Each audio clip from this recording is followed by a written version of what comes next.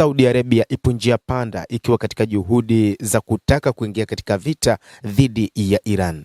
Saudi Arabia imeona namna ambavyo wa Iran wanapambana na Marekani na Israel, na sasa inatathmini ni jinsi gani itakapoanzisha vita dhidi ya Iran. Tangu Marekani na Israel zilipoanzisha vita dhidi ya Iran mnamo Februari 28, Saudi Arabia kwa kiasi kikubwa imejitahidi kuepuka kujihusisha moja kwa moja na mzozo huo. Lakini sasa baada ya kushambuliwa kutoka pande tatu, Saudi Arabia inaonekana imefikia mwisho wa uvumilivu wake. Wiki hii ilifanya mashambulizi ya pamoja na Marekani dhidi ya makundi ya wanamgambo yanayoungwa mkono na Iran nchini Iraq, ambayo inaamini yamekuwa yakirusha ndege zisizokuwa na rubani kushambulia ufalme huo. Kwa Saudi Arabia, mtanziko uliopo sasa ni kama iendelee kujibu mashambulizi hayo ili kuzuia mengine asitokee, au ijaribu kupunguza mvutano, huenda kwa kufanya mazungumzo au kutoa motisha kwa baadhi ya wapinzani wake. Kwa hiyo ni nani anayemshambulia nani na kwa nini? Kwanza ni muhimu kuelewa muktadha. Kwa ujumla, kuna pande mbili kuu katika mzozo ambao umekuwa ukikumba Ghuba ya Uajemi na maeneo mengine Mashariki ya Kati kwa kipindi cha miezi mitano sasa. Upande mmoja upo Iran pamoja na jeshi la walinzi wa mapinduzi ya Kiislamu IRGC. Washirika wao ni wapiganaji wa Kihuthi huko Yemen, kundi la kikabila lililochukua udhibiti wa serikali kubwa ya Yemen mwaka 2014. Pia Iran inaunga mkono vikosi vya uhamasishaji nchini Iraq, lakini pia kundi la wanamgambo linalodaiwa kufanya mashambulizi 30 ya ndege zisizokuwa na rubani dhidi ya Saudi Arabia, na ambalo sasa limejibiwa kwa kushambuliwa. Aidha, kuna kundi la wapiganaji la Hizbullah huko Lebanon, ambalo bado ni kundi lenye nguvu, ingawa kwa sasa limepunguza shughuli zake na linaonekana kujizuia kushiriki moja kwa moja katika mapigano. Upande wa pili wa mzozo huu upo Marekani, ikiwa na vikosi vyenye nguvu vya kamandi kuu ya Marekani CENTCOM, pamoja na viwango tofauti vya ushiriki katika nchi za Kiarabu za Ghuba pamoja na Jordan. Israel inaendelea kuwa mshirika wa karibu wa Marekani, lakini kwa sasa haishiriki moja kwa moja katika vita hivi. Hivi karibuni Iran imeelekeza mashambulizi yake ya ndege zisizokuwa na rubani na makombora dhidi ya Jordan, Kuwait na Bahrain. Pia imelenga meli za kibiashara zinazojaribu kupita katika mlango wa bahari wa Hormuz bila kufuata sheria na njia mpya zilizowekwa na Iran. Kushiriki kwa makundi ya wanamgambo wa Iraq na Wahuthi wa Yemen ni jambo jipya kwa kiasi fulani. Hali hiyo inaonyesha kwamba bila kufikiwa kwa makubaliano ya kudumu ya amani kati ya Marekani na Iran, eneo hilo lina hatari ya kuzama zaidi katika mzozo unaozidi kupanuka.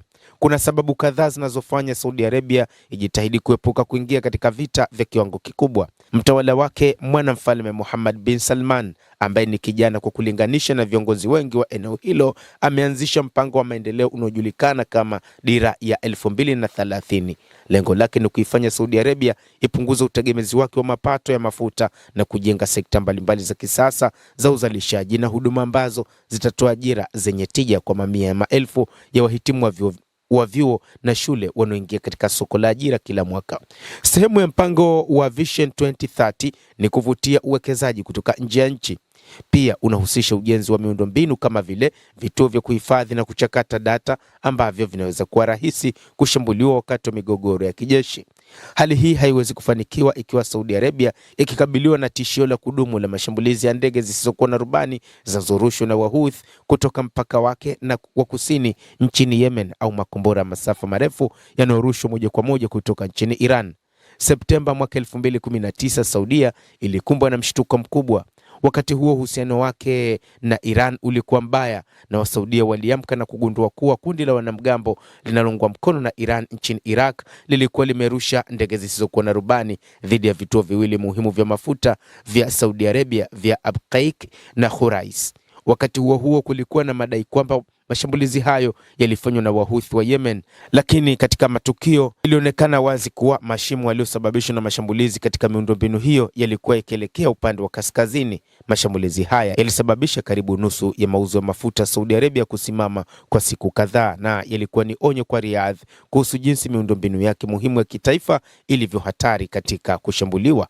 Siku ya Jumatatu, picha za satellite zilionyesha kuwa kituo cha mafuta cha Abu Qeik kilishambuliwa tena na ndege zisizokuwa na rubani zilizorushwa na makundi ya wanamgambo yanaungwa mkono na Iran nchini Iraq. Kisha kuna suala la mafuta ambalo bado ndio uti wa mgongo wa uchumi wa Saudia.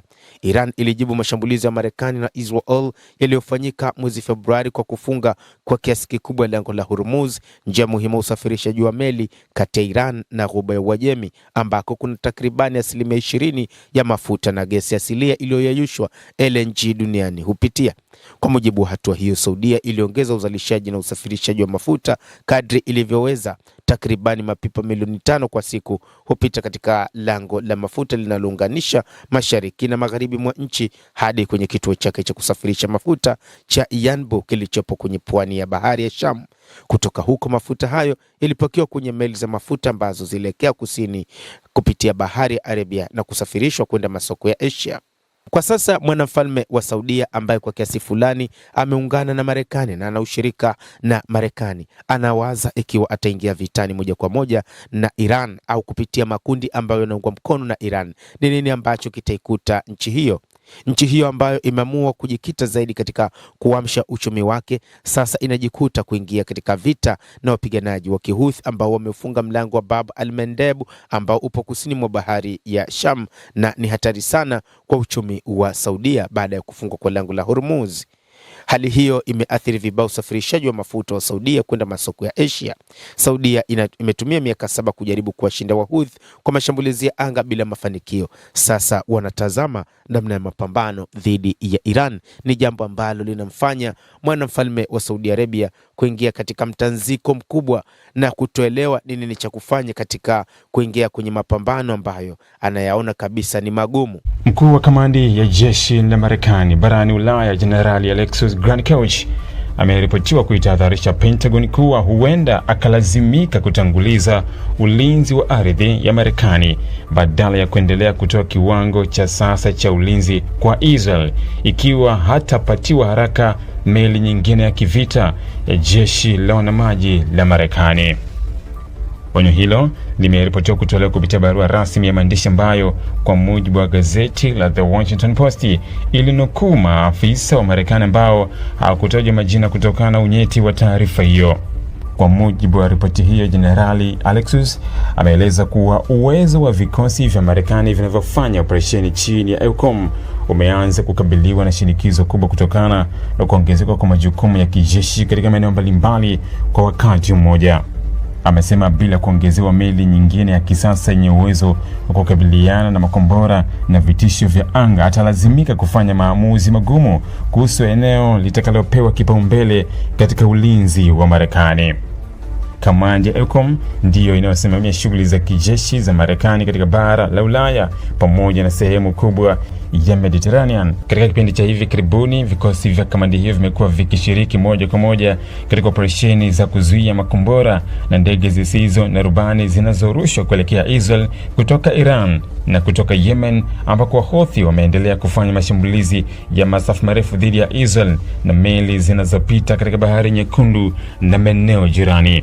Meli za kivita za Marekani zinazofanya kazi katika bahari ya Mediterranean zina mifumo ya kisasa ya ulinzi wa anga inayowezesha kugundua na kuharibu makombora ya masafa marefu, makombora ya ballistic na ndege zisizo na rubani kabla hazijafikia malengo yake. Kutokana na uwezo huo, zimekuwa sehemu muhimu ya mfumo wa ulinzi unaosaidia Israel kukabiliana na mashambulizi yanayotoka nje ya mipaka yake. Ripoti hiyo inaeleza kuwa hadi kufikia jana Ijumaa, meli 2 kati ya 5 za kivita za Marekani zilizowekwa kwenye kituo cha Rota nchini Hispania zilikuwa zimepelekwa katika bahari ya Mediterranean. Hata hivyo, idadi hiyo inaonekana kutotosha kwa kiwango cha majukumu yanayohitajika kutekelezwa katika eneo hilo, huku vitisho vya kiusalama vikiendelea kuongezeka. Mbali na jukumu la kusaidia kulinda Israel, EUCOM pia ina wajibu mkubwa wa kuhakikisha usalama wa bara la Ulaya na nchi nyingine wanachama wa NATO dhidi ya tishio lolote linaloweza kutoka Urusi. Kamandi hiyo inapaswa kuwa tayari kujibu haraka endapo kutatokea uvamizi dhidi ya nchi mwanachama wa NATO, mashambulizi ya makombora ya masafa marefu au hatua nyingine za kijeshi zinazoweza kuhatarisha usalama wa shirika wa Marekani barani Ulaya. The Washington Post imeeleza kwa moja wasiwasi mkubwa uliotolewa na jenerali huyo ni uwezo wa Urusi kutumia makombora ya masafa marefu ambayo yanaweza kufikia maeneo ya mbali zaidi, hali inayolazimu Marekani kuendelea kuweka nguvu kubwa katika ulinzi wa bara la Ulaya na usalama wa ardhi yake.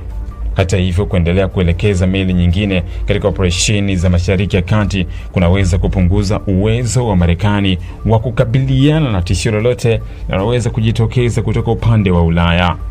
Onyo hilo linaonyesha changamoto kubwa inayoikabili Pentagon katika kipindi hiki ambacho Marekani inalazimika kugawa rasilimali zake za kijeshi katika maeneo kadhaa yenye migogoro kwa wakati mmoja. Wakati ikiendelea kuisaidia Israel dhidi ya mashambulizi ya Iran na Houthi, Marekani pia ina wajibu wa kuimarisha ulinzi wa washirika wake wa NATO na kuhakikisha usalama wa njia muhimu za usafirishaji wa kimataifa pamoja na kulinda ardhi yake dhidi ya vitisho vya nje.